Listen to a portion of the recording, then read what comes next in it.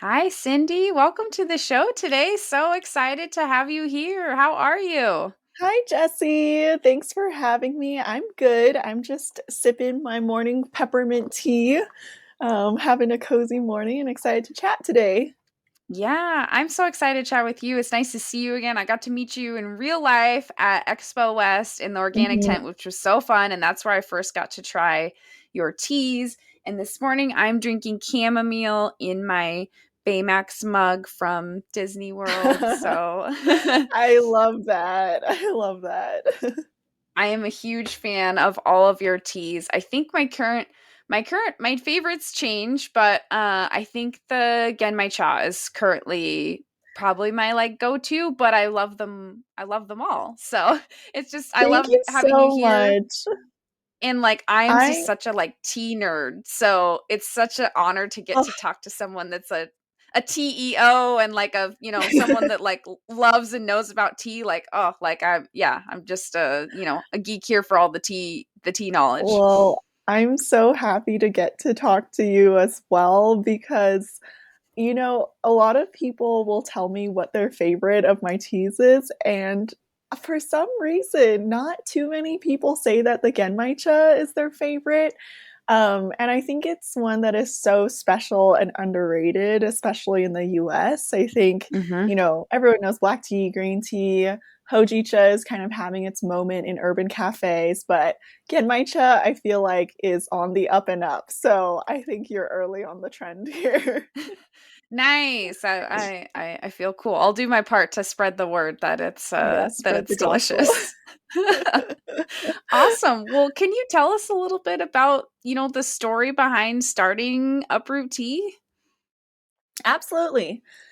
So before the pandemic, I was working in San Francisco as a management consultant at Bain and Company, working mostly with large tech companies and private equity companies. And I had always sort of known during my time there that while it was a great place for me to be learning a lot of foundational business skills, it wasn't necessarily where I saw myself staying for the long term. And I had always wanted to do something a bit more entrepreneurial. So during the pandemic, I decided to shake my life up a little bit by moving to a new state, quitting my job, just kind of changing a lot of things in my life all at the same time. And I really started spending time thinking back to what some of my interests were before I was a consultant. And I thought back to a research paper that I had done back in undergrad. I had majored in economics and I wrote my senior economics paper about the global commodity tea trade. And at the time, it was kind of a half fun project, half just getting to know the background of this commodity product that I had loved my entire life. Coming from a Chinese immigrant family, my parents used to bring bags full of loose leaf tea from China to our home in Los Angeles every time they went back to their home country. And I just thought it was so funny that whenever I went to grocery stores or cafes and restaurants, they don't really serve loose leaf tea unless you're going somewhere like a high tea, very fancy, posh type of place. But there wasn't as much uh, loose leaf tea culture in the kind of same environment that I saw whenever I went to visit China, which is just a place to, a tea house is a place for people to just connect, to just slow down with each other and just share a warm beverage. It could be very casual, it could be very long.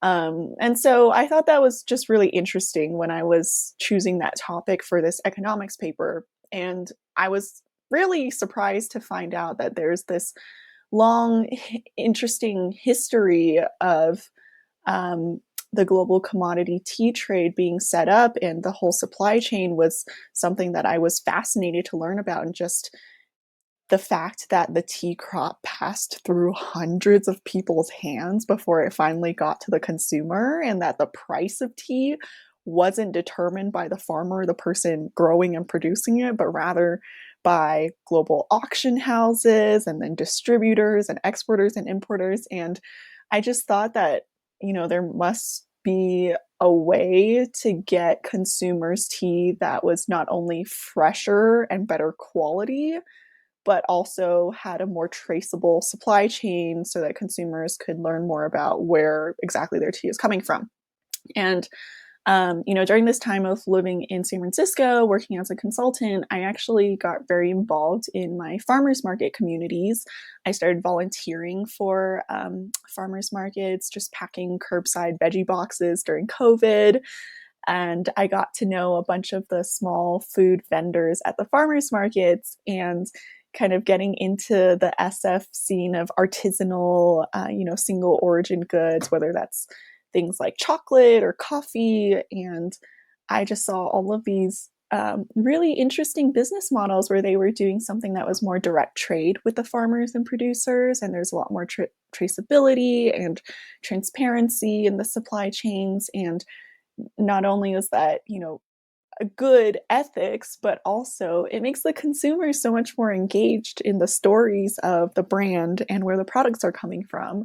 And I thought that was so cool. So going back to then, deciding to uproot my life, pun kind of intended. I then was like, okay, I was so interested in this tea research I had done before. Why don't I try to take it one step further and see what it's really like to be a tea farmer? And I decided to go work on a tea farm for a month in Hawaii. And I was on Maui working with a really, really small family owned, sustainable, regenerative farm. And it was really cool to learn not only about the whole process of producing tea. That was just mind blowing to learn more about. It was also really cool to see what does it mean to be a sustainable farm in this day and age, and what are all of the inputs and all of the things required to grow tea sustainably. Um, and that was so inspiring. And it was during that month-long stay on this farm that I decided to start Uproot Teas, where I wanted to work with farmers like the ones that I was with in Hawaii, to get consumers really, really high quality tea and also empower farmers to continue growing sustainably and telling their stories. Yeah. Oh, that's amazing. And so all of your teas are single origin, correct? Correct, yes. Yeah, that's so cool. So how did you launch with like a tea that was from that the farm that you went to first? Then how did you find the other farms to connect with? Yeah, that's a great question. So now I have three amazing farm partners. The first one is a farm in Hawaii. That's where our Makai black tea is from. And I knew I wanted to launch with a simple yet nice variety of teas that I could offer to any tea drinker. So I had in my mind that I wanted to start with some sort of black tea, a green tea, and an herbal or botanical tea. And so I already knew I wanted that specific black tea from Hawaii. It's won lots of tea awards in the past. As soon as I tried it, I was just like, I've never had black tea like this before. It's so malty and caramelly and floral. It's amazing. And I try to imagine if someone has never had loose leaf tea before, what kind of experience do I want them to have? And I was like, this black tea is it. And then, so for the green tea, I actually got connected by the farmers in Hawaii to one of their friends in Kyoto, Japan, who has a tea farm there. And he specializes in very classic Japanese green teas. So the sencha is what I ended up going with. It's just such a delicate, very mild, but also a bit earthy green tea. So I wanted to launch with that one as well. And then I wanted to find a farm that could supply me with herbals and botanical teas. I went to college in New Hampshire, and when I was there, I had volunteered on an organic farm. So I was a bit familiar with the different farms in the area and what they specialized in. And I had actually always heard of a farm in Vermont, just across the Connecticut, um, and how amazing their chamomile blossoms were, which is what you're drinking now. And I just thought it was so cool that this farm specializes in whole chamomile blossoms rather than grinding up the flower, just because I think, so many people have had chamomile tea before, but most of the time it comes in a tea bag or it's really finely ground. So you never actually get to see the flowers themselves and see what they look like. And I also just think with the whole blossoms, when you open the pouch and smell them, you just get punched with this sweet apple smell, and it's so amazing. So yeah, that's how I decided to launch with those 3 teas and those 3 farms as well. That's amazing. Yeah, I love seeing the whole flowers, and like these are just like they're so high quality, and like there's no comparison to drinking like a bagged tea that you get at the grocery store chamomile to this. Like it's a completely different experience. Like if you Yeah. like that at the store, this is going to blow your mind. Like you're going to be Yeah. like, this is the greatest thing ever. Cause yeah. And then it's a multi-layered experience because you get to see the flowers. They're beautiful. Mhm. You get that smell, and then you're steeping them, and then the tea itself is just so good. So Yeah, yeah. exactly. I love showing people the multi-sensorial experience that you can have with tea. And actually, in a lot of my live, whether it's virtual or in person tea tastings or tea workshops that I do, I always typically walk people through a sensorial experience through the 5 senses. And we talk about first seeing the tea leaves or flowers, and then the smell, and then watching the water infuse through all of the tea leaves. And I think one really magical moment for most people in experiencing loose leaf tea for the first time is then getting to taste and smell the flavor profile change a little bit once you re-steep it a second time or a third time or a fourth time. And that's something that you just can't get out of a tea bag, because with tea bag tea, typically you're getting either broken bits or tea dust, which inherently there's nothing wrong with, but the downside is that you won't get as many re-steeps out of it because there just isn't enough surface area for the hot water to penetrate.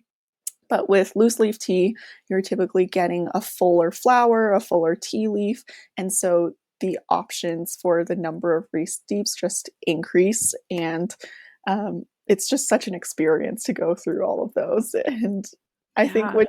when people first learn about it, their minds are blown, and it's so fun to be part of that. Oh yeah. Yeah.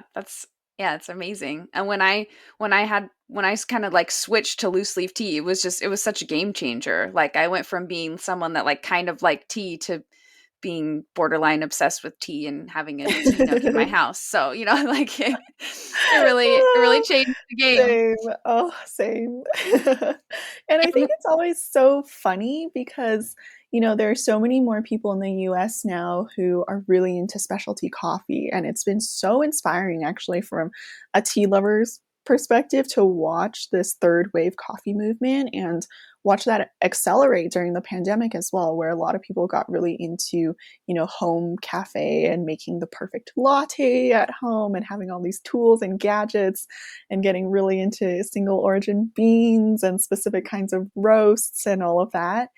And I really think there is an opportunity for tea to take the same sort of cultural nuance to that level. And there are tons of cool tea gadgets that you can have. There are tons of different roasts of tea that you can get into, different, origins. And so I'm quite excited because I think we're on the precipice of that for tea.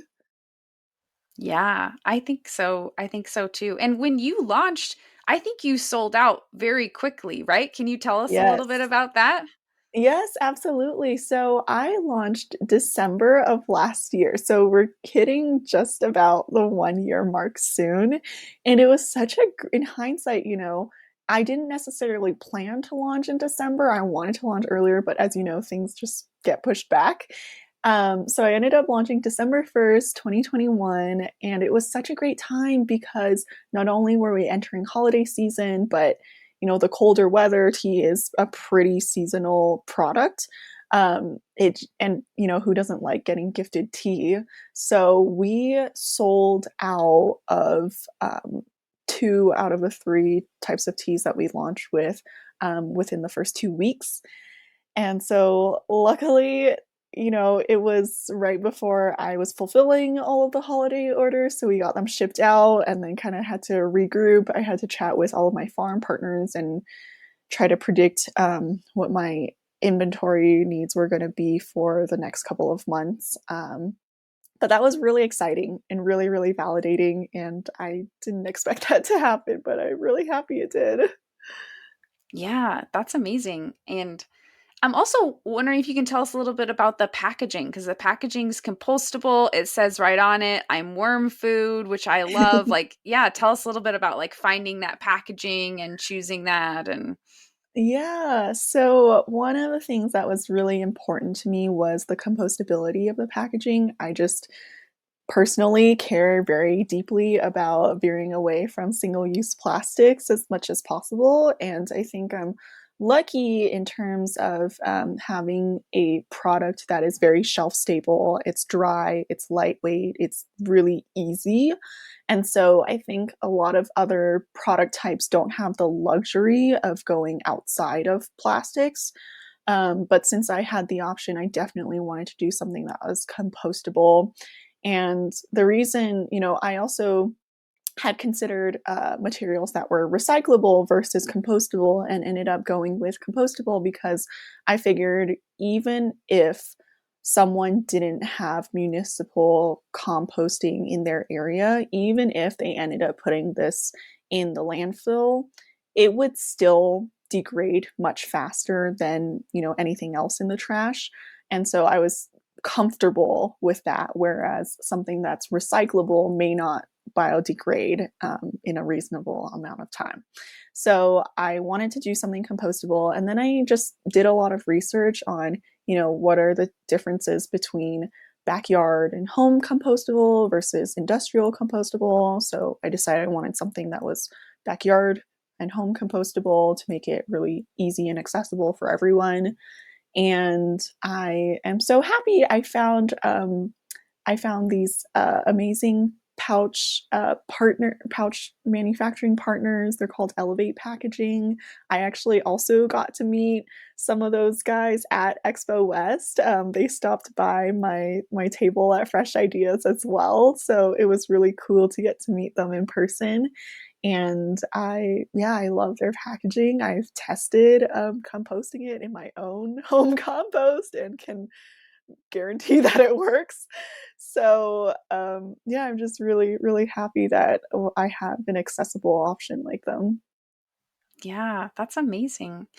And what should we be looking out for coming up next year with Uproot Teas in 2023?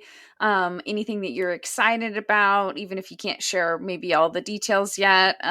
Or yeah, just what are you thinking about, and what should we look out for on the horizon? Yeah, absolutely. There are so many things I'm really excited about now that I have 1 year of actually being in operations under my belt. I feel like I've ironed out some of the kinks from the beginning, hopefully. But I am really excited to be launching new teas with my current farm partners and just expanding the product line. So, just a couple of months ago, we had launched two additional teas with our Japanese farm partner. That's the Genmaicha that you mentioned before, and the Hojicha. And we also launched a peppermint leaf tea with our Vermont farm partner. And I'm excited to go back to my farm partner in Hawaii and figure out what are some good additional products that we can launch with them, and just really building out a robust product line with these three existing farm partners first. Eventually, I would love to expand to have more farm partners, but as you know, supply chain is a tough one, and so each additional farm that I add is a whole new supply chain. So for now, we're going to be working with our and supporting our three existing farm partners and just expanding the product lines. And I'm excited to be putting together more of an experience kit where the idea is that you can choose to purchase a kit that's for one or a kit that's to share with friends and family. So the kit that's for one would come with a really cute mug, a strainer, a selection of teas, and probably a scooping spoon. And all of that would just be like beautifully branded and all tied together.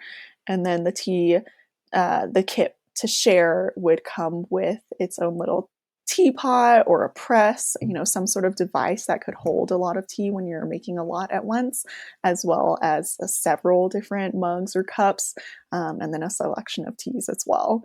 And so I'm really excited. I just love the customer unboxing experience and opening and seeing something so beautiful that makes people really excited to incorporate this into either their daily routine or a special experience. And so that is something we'll definitely be working on in 2023. Amazing. And are you going to be mostly focused on e-commerce, or are you going to be doing some retail expansion as well? Yeah, great question. The plan is to focus mostly on e-commerce still, although we do have a wonderful array of 20-ish retail partners right now. But I think it's just been so helpful to get that data and immediate feedback from customers through e-commerce, that I would love to continue focusing not on that in 2023. Yeah, that's amazing. And you sent me one of your lovely strainers, and oh my gosh, like I Yes. have so many tea strainers, and I think it might be my new favorite. Like it's so easy to clean, so fine, so you don't have any Oh, that like, makes me so happy. extra dregs in the bottom. Like, yeah, I really love it. It's the perfect size. So yeah, I Yeah, can't wait to see the like kits you come up with. That's gonna be oh, amazing. thank you so much. I do love that strainer a lot. And, I get a lot of questions about what are the best devices to use to steep loose leaf tea. And I think the shape of the strainer basket that we have is perfect because it's enough room to allow for the tea leaves to actually expand in the water. I really suggest that over, the medicine ball type of steepers because they kind of just don't give the tea leaves enough room to really let all of the flavor out. So I love our strainers. Amazing. Well, I could talk with you about tea all day, but we Me should too. probably wrap it up here for this particular segment. But I'm so glad that you came on the show today. So grateful for you sharing your tea with me and sharing more of your story, and just excited to keep cheering you on at Startup CPG, and continue to see Uproot Teas grow. So thanks so much. Amazing. Thank you so much, Jesse. Thanks for having me.